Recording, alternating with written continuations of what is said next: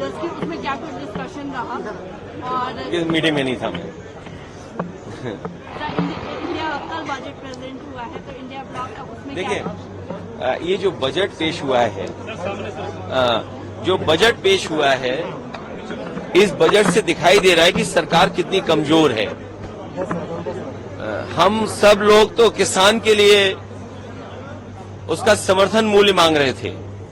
हम लोग किसान के लिए पैकेज मांगते हैं, गरीब के लिए पैकेज मांगते हैं, लेकिन ये सरकार देखिए आप किसको पैकेज दे रही है? जो सरकार चलवा रहे हैं, सरकार चलाने के लिए पैकेज मिल रहा है। बिहार को पैकेज मिला, आंध्र प्रदेश को पैकेज मिला। हम ये नहीं कहते कि पैकेज नहीं मिलना चाहिए, डेवलपमेंट के लिए, इंफ्रास्ट्रक्चर के लिए पैसा मिले, लेकिन दूसरे प्रदेशों के साथ भी भेदभाव न हो। उत्तर प्रदेश को क्यों नहीं पैकेज मिल रहा है? बिहार की अगर बाढ़ रोकनी है तो नेपाल से बात करनी पड़ेगी भारत सरकार को, और उत्तर प्रदेश की बाढ़ जब रुकेगी तो बिहार की बाढ़ भी रुक जाएगी। जो एक्सप्रेसवे आप बिहार को दे रहे हैं, अगर यूपी से भी जोड़ देंगे तो ज्यादा देश का भला होगा। तो हम किसी को पैकेज देने के खिलाफ नहीं है, लेकिन उत्तर प्रदेश के साथ भेदभाव होगा उसको स्वीकार नहीं कर सकते। आपने 10 साल में नौजवानों की नौकरी छीनी, उनका वेतन छीना, उनको बढ़ने आगे नहीं दिया। अब आप नौकरी कैसी देना चाहते हो? 5,000 रुपए की नौकरी।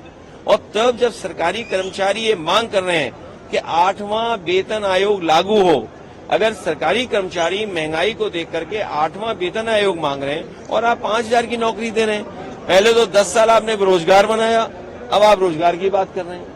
सर, कांग्रेस इसको भाजपा बचाओ बजट कह रही है, क्या आप भी उस लाइन पे ही? नहीं, मैं उस लाइन पे नहीं हूँ। मैं इस लाइन में हूँ कि हम तो पैकेज मांगते हैं आपके लिए, नौजवानों के लिए, आपके लिए, लेकिन ये तो पैकेज से सरकार बना रहे हैं। अगर पैकेज से ही सरकार बननी है तो मैं आपसे कहूंगा, जिन पार्टी के लिए आपने सवाल पूछा, हम इंडिया गठबंधन वाले लोग भी पैकेज तैयार रखें, अगर पैकेज से ही सरकार बननी है तो। देखिए अब तो सुप्रीम कोर्ट ने कह दिया, मैं क्या कहूँ। अब तो जो दिख रहा है वो भी नहीं देखना पड़ेगा, बंद कर ले आंखें, और क्या। सर, आज किसान कह रहे हैं कि राहुल गांधी को माफी मांगनी चाहिए कि उन्होंने मिसलीड नहीं, अब सुप्रीम कोर्ट के जो फैसला आ जाए उसके बाद हम कुछ नहीं कह सकते हैं, लेकिन ये कई बार ये बात तो आती है मन में कि भाई एक ही सेंटर से इतने कैसे पास हो रहे हैं। कहीं यूपी में भी एक ऐसा सेंटर हो जहां सबसे ज्यादा नीट में पास हो जाए, लखनऊ में क्यों ना ऐसा सेंटर हो जहां 6,000 बच्चे पास हो जाएं। हम तो यही सोच सकते हैं, लेकिन सुप्रीम कोर्ट के फैसले के आगे हम क्या कह सकते हैं। लेकिन हमारी तो सरकार से यही है, मंत्री जी से निवेदन कि मंत्री जी उत्तर प्रदेश में एक ऐसे सेंटर बनवाओ जैसे और जगह सेंटरों में पास हो रहे, हमारे सेंटरों में भी पास हो बच्चे। अखिलेश जी, कल बजट पास हुआ और आज किसान लीडर ऑफ अपोजिशन से मिलने आए हैं, इंडिया ब्लॉक के पास। तो ये काम जो किसानों से मिलने का था, वित्त मंत्री को करना चाहिए था। वित्त मंत्री मिलती किसानों से तो किसानों का भला होता। और आप देखिए ना, मंच पे क्या भाषण देते हैं और आपके बजट में क्या आता है। सर, उनकी तरफ से रिबटल आया। मैं जगन जी का धन्यवाद देना चाहता हूं कि उन्होंने अपने इस धरने के कार्यक्रम में मुझे बुलाया है, और इस धरने के कार्यक्रम में मैं ना आता और जो मैंने फोटोग्राफ्स या वीडियोस देखे हैं, शायद मैं सच्चाई नहीं जान पाता। पॉलिटिक्स में कभी आप सत्ता में रहते हैं, कभी सत्ता से बाहर चले जाते हैं। मैं इतना ही कहना चाहता हूं, ये देख करके जो लोग सरकार में हैं उन्हें सादगी रखनी चाहिए, दूसरे लोगों की सुनना चाहिए, दूसरे लोगों की जान नहीं लेनी चाहिए। जो तस्वीरें और जो वीडियो देखने को मिल रहा है कि जब से सरकार में आए हैं कि उन्होंने दूसरे लोग, जो पॉलिटिकल लोग हैं, उनके साथ अन्याय करना शुरू किया है। जान लेना, खुली सड़कों पर मारना, उनकी प्रॉपर्टी का नुकसान पहुंचाना, और अगर उनसे जुड़े हुए लोग हैं उनके खिलाफ भी कानूनी कार्रवाई करना, झूठे मुकदमे लगाना। जो जनप्रतिनिधि रहे हैं, जो इलेक्टेड मेंबर्स रहे हैं, उन पे भी जानलेवा हमला करना, ये कहीं भी स्वस्थ लोकतंत्र में और स्वस्थ लोकतंत्र का परिचय नहीं हो सकता है। ये सही है कि कल तक जगन जी मुख्यमंत्री थे, आज वो मुख्यमंत्री हैं। ये जरूरी नहीं है कि कल वो मुख्यमंत्री रहें और कल जगन मुख्यमंत्री न बन जाएं। और बुलडोजर का जो कल्चर डेमोक्रेसी में आया है, हम समाजवादी लोग कभी स्वीकार नहीं कर सकते हैं। आखिरकार सरकार ये कर करके क्या मैसेज देना चाहती है? सरकार क्या डराना चाहती है? लोग खुशी से जुड़े, डर के न जुड़े। लोकतंत्र की जीत तभी होगी या अच्छा मुख्यमंत्री वही माना जाएगा जो डराए नहीं। और जो डराने वाले लोग हैं वो बहुत दिन सत्ता में नहीं रहते हैं। डराने वाले लोग सत्ता से बाहर जाते हैं। और मैं धन्यवाद देना चाहता हूं जगन और उनके पार्टी के वर्कर्स के, जो हिम्मत से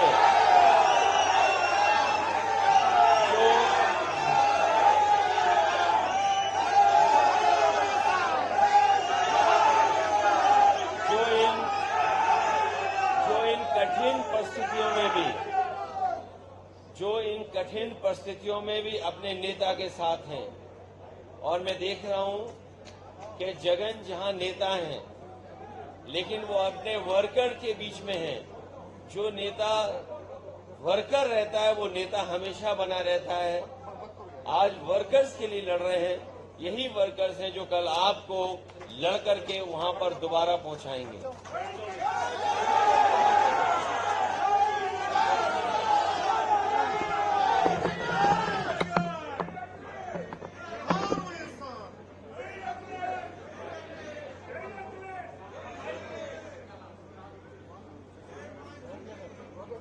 थैंक यू।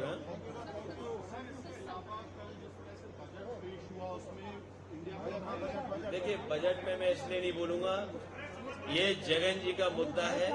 इसको आपको दिखाना चाहिए, बताना चाहिए कि वर्कर के साथ अन्याय नहीं होना चाहिए। आप किसी की जान ले रहे हैं, किसी की प्रॉपर्टी का आप नुकसान कर दे रहे हैं, बुलडोजर चला रहे हैं। ये तो यूपी में भी हमने देखा है। और मैं उस तकलीफ, उस परेशानी को महसूस कर सकता हूं कि यूपी में भी जब बुलडोजर चलता था और न्याय के लिए जब लोग जाते थे, एक कदम आगे देखा है हम लोगों ने। एक कदम इससे आगे देखा जो फेक इनकाउंटर देखा। और शायद दुनिया में, देश में कहीं किसी ने ऐसा नहीं देखा होगा कि लाइव किसी को मार दिया गया हो। देश के बड़े चैनल उस समय लाइव थे, उस समय किसी की जान ले ली गई हो, तब जब वो पुलिस कस्टडी में रहा हो। पुलिस कस्टडी में ये मानते हैं कि सबसे सुरक्षित जगह होती है। तो मैं महसूस कर सकता हूं कि जिस तरीके से इनके वर्कर के साथ अन्याय हो रहा है। हमने अपने बहुत गरीब वर्कर्स को देखा है उत्तर प्रदेश में। ये बात मैं इसलिए कह रहा हूं कि कभी हम 3 लोकसभा के सांसद थे, हम लोग लड़े, सरकार से नहीं झुके। न केवल हम 37 एमपी जीते, बल्कि कांग्रेस पार्टी को भी 6 एमपी समाजवादी पार्टी के लोगों ने उत्तर प्रदेश में जिताने का काम किया। तो जनता ये देखती है और जनता अपना मन बदलती है। हो सकता है जनता ने वो बात न समझी हो, लेकिन आज जिस तरह का सरकार का व्यवहार है, कल जगन की पुरानी बातों को वो महसूस करेंगे, पुरानी पॉलिसीज को वो याद करेंगे, पुराने कार्यक्रम को वो याद करेंगे, फिर एक बार उनके साथ खड़े दिखेंगे।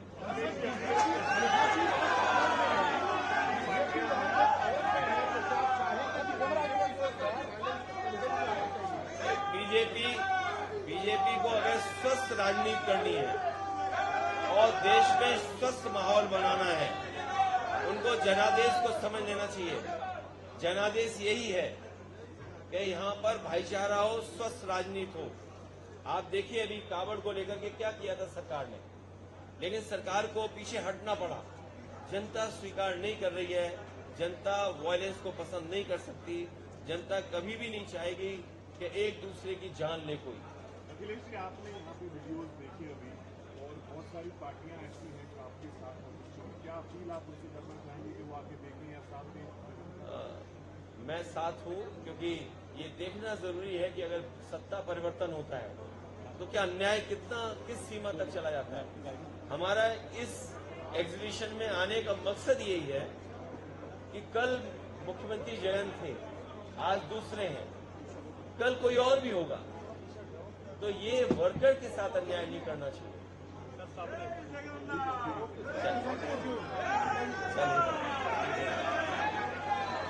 ठीक है, थैंक यू जगह।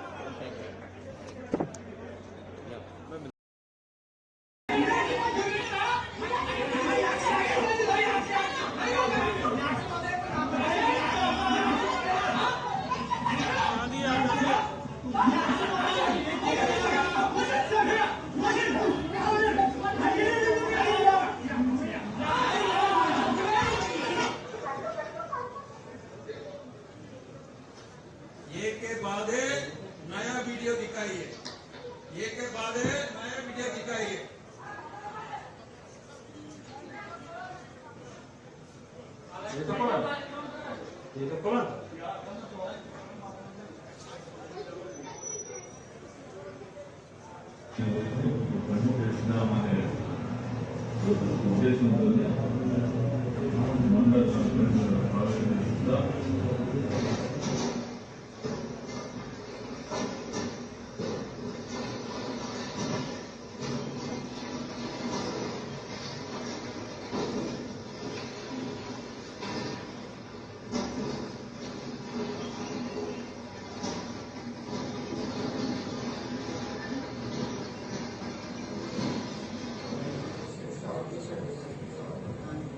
हमारे पार्टी ऑफिस गेट तोड़ा गया, हमारे पार्टी ऑफिस गेट तोड़ा गया।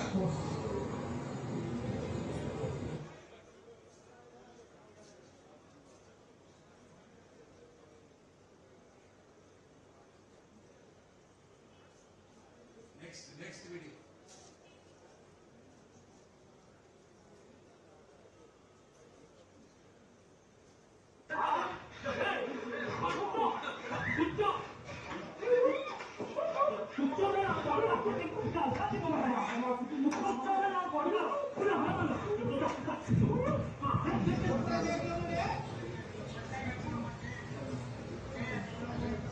ओके